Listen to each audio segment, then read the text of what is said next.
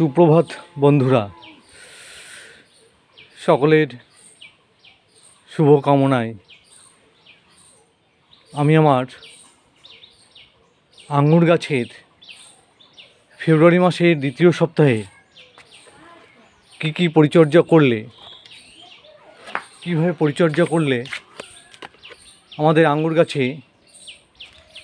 আঙ্গুর ধরবে সে সম্পর্কে আপনাদের জানাবো। যাদের আঙ্গুর গাছ রয়েছে তাদেরকে বলবো এই সময়ে আঙ্গুর গাছের প্রুনিং করার উপযুক্ত সময়, এবং প্রুনিং আমরা করব কোন ডালগুলি রাখবো কোন ডালগুলি কেটে দেবো সেটা একটা গুরুত্বপূর্ণ বিষয়। এই সময় প্রুনিং করার সঙ্গে সঙ্গে আঙ্গুর গাছের কিছু প্রয়োজনীয় খাবার আমরা টবের মাটিতে দিয়ে দেবো। টবে বা ট্রেজ বা মাটিতে যেখানে লাগানো থাক না কেন আমরা এই আঙ্গুর গাছের বিশেষ পরিচর্যা এই সময় শুরু করব। নমস্কার বন্ধুরা, আমি সত্যজিৎ শুরু করছি নতুন ভিডিও মোহর্স ব্লগ থেকে। ইতিমধ্যেই যারা আমার চ্যানেলটি সাবস্ক্রাইব করেছেন সকলকে আমার আন্তরিক অভিনন্দন এবং কৃতজ্ঞতা জ্ঞাপন করছি। সেই সঙ্গে সঙ্গে আমার এই ভিডিওটি যারা দেখবেন যদি ভালো লাগে তবে তাদের কাছে অনুরোধ করব আমার চ্যানেলটি সাবস্ক্রাইব করবার জন্য। প্রথমেই আমি প্রুনিংটা করব। মনে রাখতে হবে যে আঙুর গাছে বেশি বড় ডাল রাখা যাবে না, বেশি লম্বা হতে দেওয়া যাবে না, তাহলে কিন্তু গাছ বড় হবে, আঙুর গাছে আঙুর ধরবে না। সেই জন্য আমরা সরু সরু ডালগুলি কেটে দেবো। এই যেমন ডালগুলি দেখতে পাচ্ছেন বন্ধুরা, কোথা দিয়ে কাটবো? এই যে ডালটা আমি এখান থেকে কেটে দিচ্ছি। এই ডালটা এখান থেকে কেটে দিচ্ছি। সরু সরু ডালগুলি আমাদের ঠিকভাবে কেটে দিতে হবে।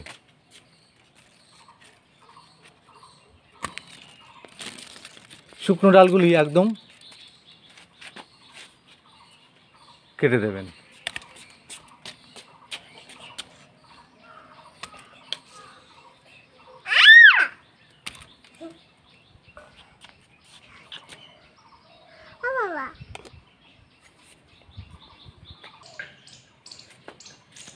এটি আমার 1 বছরের পুরানো গাছ,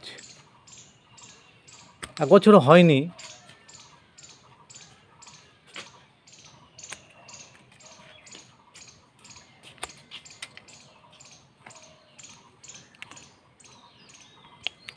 শুকনো ডালগুলি ঠিকমতো কাটছে না। একটা জিনিস মনে রাখতে হবে, আমরা যে কাটার দিয়ে কাটবো সেই কাটারটি যেন একটু ধারালো হয়, তাহলে কি হবে, ডালগুলি সুন্দরভাবে কেটে যাবে। অনেকগুলি ডাল আমার শুকিয়ে গেছে।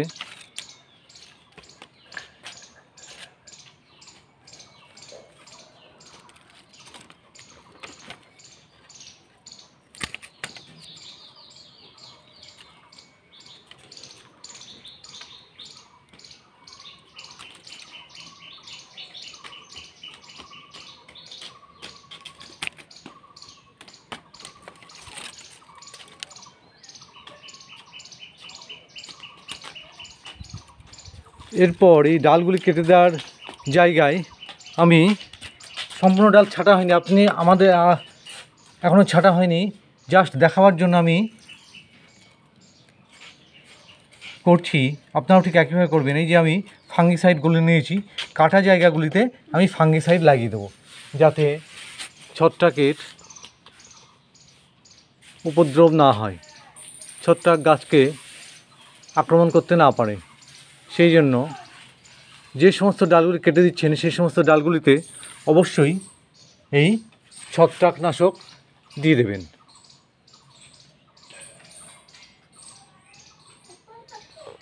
তাহলে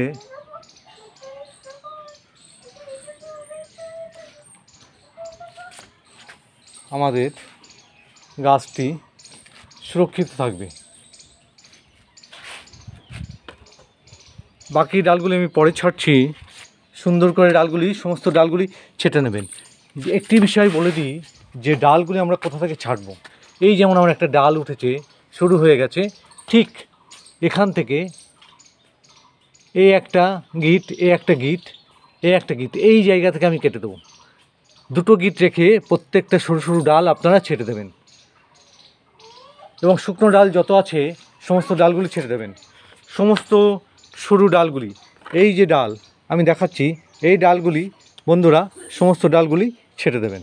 সরু সরু ডালগুলি যেটা দেখালাম যে 3-4 ইঞ্চি রেখে গোড়ার থেকে ডালগুলি যেখানে বেরিয়েছে তার থেকে 3 থেকে 4 ইঞ্চি রেখে গিট রেখে বাকি ডালগুলি সমস্ত ছেটে দেবেন। এরপর যে জিনিসটি করতে হবে, এই সময় গাছের গোড়ায় বিশেষ কিছু খাবার দিতে হবে। সেই জন্য প্রথমে যে কাজটি করব সেটি হলো, আমার বিভিন্ন উপকরণগুলি দেখতে পাচ্ছেন, এই সমস্ত উপকরণই দেবো। এর প্রথমে যে কাজটি করব সেটি হলো গাছের গোড়ার এই যে আবর্জনা দেখছেন, আঙুর গাছের পাতা পড়ে আবর্জনা জমা হয়েছে, এই আবর্জনাগুলি আমি ফেলে দেব। কারণ হচ্ছে শুকনো পাতা বা আবর্জনা থাকলে ছত্রাকের আক্রমণ বেশি হয়। সেই জন্য ভালোভাবে এই পাতাগুলি পরিষ্কার করে দিতে হবে, শুকনো পাতাগুলি। এবং এই আঙুর গাছটি হচ্ছে আমার রেড, লাল প্রজাতি, দেখছেন স্টিকার মারা রয়েছে, নার্সারি থেকে এনেছি।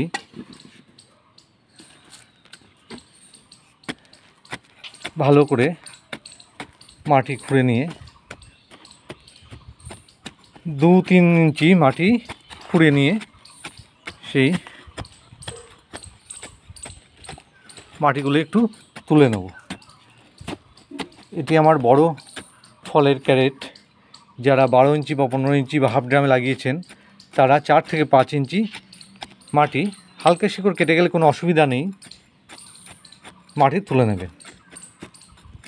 এই যে আমি এইবার এই মাটিটি সুন্দর করে তুলে নেব বন্ধুরা। মাটি তুলে নিলে যে খাবারটি দেব, গাছ সহজেই সেই খাবার গ্রহণ করতে পারবে।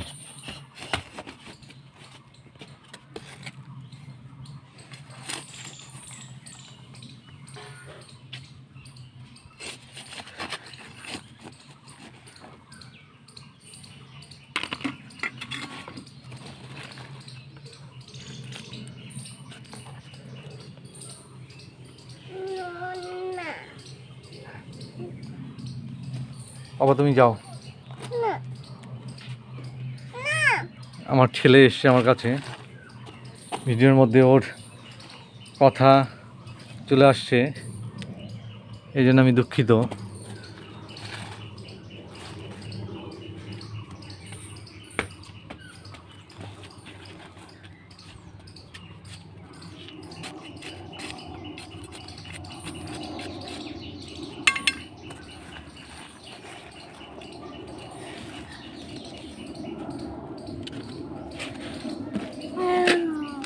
সুন্দর করে মাটি আমি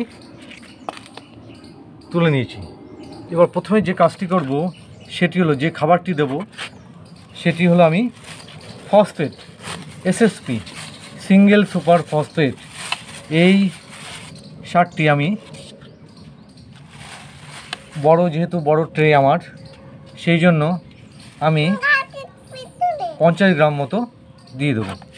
বন্ধুরা এটা দেখতে পাচ্ছেন এসএসপি বা সিঙ্গেল সুপার ফসফেট, এই সারটি আমি 50 গ্রাম মতো এসএসপি বা দিয়ে দিচ্ছি। বেশি দাম নয়। এটি কী করবে, টবের মাটিকে নরম রাখতে সাহায্য করে এবং গাছ তার শিকড়কে মেলে দিতে, পর্যাপ্তভাবে মাটির মধ্যে প্রসারিত করতে সহায়তা করে এই এসএসপি বা সিঙ্গেল সুপার ফসফেট। এবার আমি নিয়ে নিচ্ছি ম্যাগনেসিয়াম সালফেট। এই ম্যাগনেসিয়াম সালফেট আমি 20 গ্রাম মতো দেব। এটিও গাছের শিকড়ের বৃদ্ধির জন্য এবং গাছ যাতে প্রচুর পরিমাণে মাটিতে খাবার নিতে পারে সেই জন্য খুবই গুরুত্বপূর্ণ। একটি জিনিস মনে রাখতে হবে, এই খাবারগুলি কিন্তু গাছের থেকে একটু দূরে দেবেন। আমি ম্যাগনেসিয়াম সালফেট দিয়ে দিলাম 20 গ্রাম মতো। এবার একটি খাবার দিয়ে দেবো, সেটি হলো সিএমএস দানা। এটি আমি 5 গ্রাম মতো দানা ছড়িয়ে দিচ্ছি, কালো কালো দানা, সিএমএস দানা। এর মধ্যে গাছের সমস্ত রকম উপাদান, প্রয়োজনীয় খাবারের উপাদানগুলি রয়েছে। এরপর আমি যে উপাদানটি নেব সেটি হলো নিমখোল। 50 গ্রাম মতো নিমখোল আমি এই গাছের মাটিতে দিয়ে দিচ্ছি। নিমখোল 50 গ্রাম নিমখোল, কারণ এই সময় ফুল আসবে গাছে, মার্চ এপ্রিল মে মাসে ফুল আসবে, সেই সময় যাতে মাটিতে বা পিঁপড়ে বা অন্যান্য পোকার উপদ্রব না হয় সেই জন্য আমি এটা দিয়েছি। যে উপাদানটি এই সময় ভীষণ গুরুত্বপূর্ণ সেটি হলো শিংকুচি। এটা নিয়ে নেব 50 গ্রাম। যাদের বড় টব তারা 100 গ্রাম পর্যন্ত ব্যবহার করতে পারেন। 50 গ্রাম শিংকুচি আমি দিয়ে দিচ্ছি।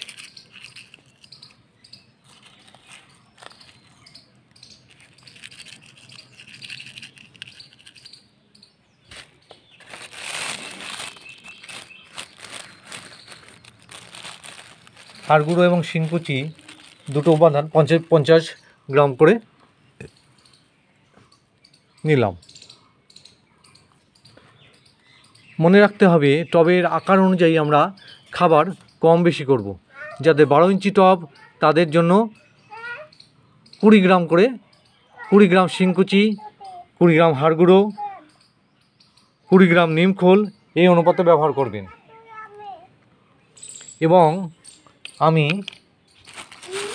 গুঁড়ো সরিষার খোল, এই গুঁড়ো সরিষার খোল 50 গ্রাম 1 মুঠো ব্যবহার করছি। 1 মুঠো গুঁড়ো সরিষার খোল চারিদিকে ছড়িয়ে দিচ্ছি।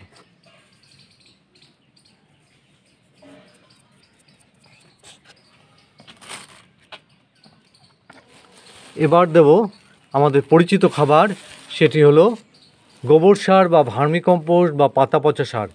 এটি আপনি, আমার এই টবের জন্য আমি প্রায় 1 কেজি মতো গোবর সার ব্যবহার করছি।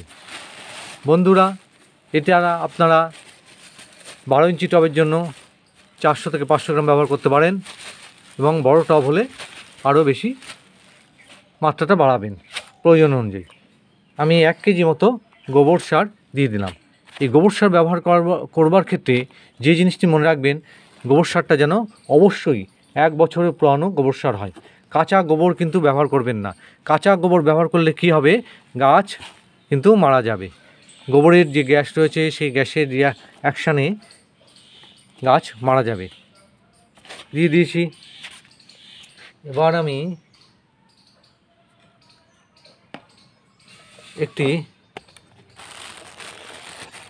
আরেকটি সার দিচ্ছি, সেটি হলো পটাশ সার। লাল পটাশ, মিউরিক অফ পটাশ, এই 1 চামচ পটাশ সার আমি দিয়ে দিচ্ছি। আপনারা সালফেট অফ পটাশও ব্যবহার করতে পারেন। সেটি কিন্তু, এই পটাশ সার কিন্তু একদম গাছের দূর থেকে টবের শেষ প্রান্ত থেকে দিতে হবে এবং মাত্রা কম বেশি হলেই গাছ মারা যাবে পটাশ সার ব্যবহার করবার ক্ষেত্রে। সেই জন্য আমি এখানে টবের জন্য 1 চামচ, আমার যেহেতু বড় ক্যারেট আমি 2 চামচ ব্যবহার করছি। এই পটাশ সার গাছকে যেমন শক্ত করতে সহযোগিতা করে, সেই সঙ্গে সঙ্গে কি হয়, গাছে ফুল ফল আনতে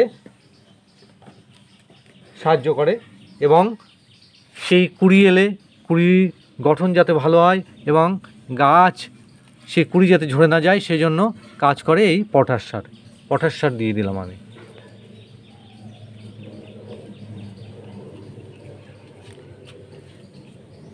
এবার আমি যে মাটিগুলি তুলে ফেলেছিলাম সেই মাটিগুলি দিয়ে ঢেকে দেব। সেই মাটিগুলি আবার এই সারগুলি ঢেকে দেবো।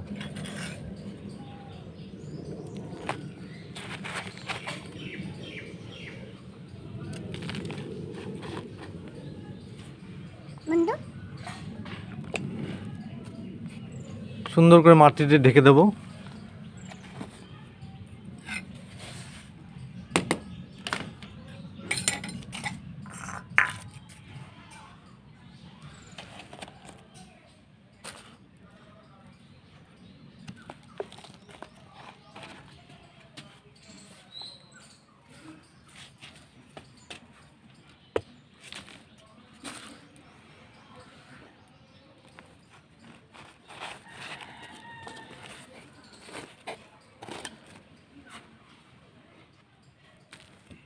এরপর জল দিয়ে দিতে হবে, পর্যাপ্ত পরিমাণে জল।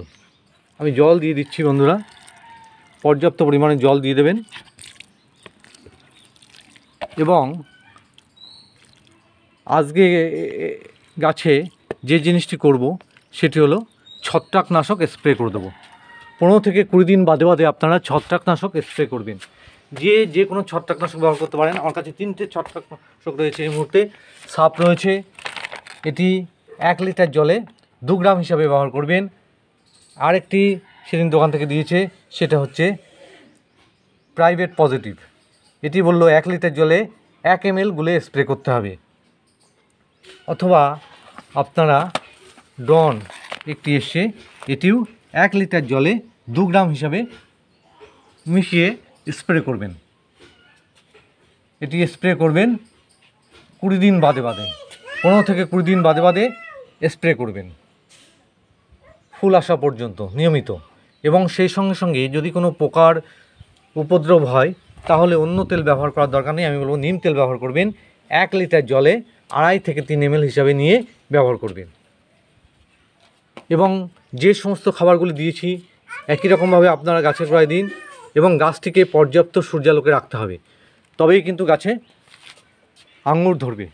গত বছর আমি এনেছি গাছটি, আশা করছি এবছর আমার আঙুর ধরবে এবং গাছের যা বৃদ্ধি ধরবে। আমি বাকি ডালগুলি এখন ছেটে দেবো। তাহলে বন্ধুরা, এই ছিল সামগ্রিকভাবে আজকে আমার আঙুর গাছের পরিচর্যা এবং তার ভিডিওটি ভালো লাগলে অনুরোধ করব অবশ্যই ভিডিওটি লাইক করবেন এবং আমার চ্যানেলটি সাবস্ক্রাইব করবেন। সকলে ভালো থাকবেন। ধন্যবাদ বন্ধুরা।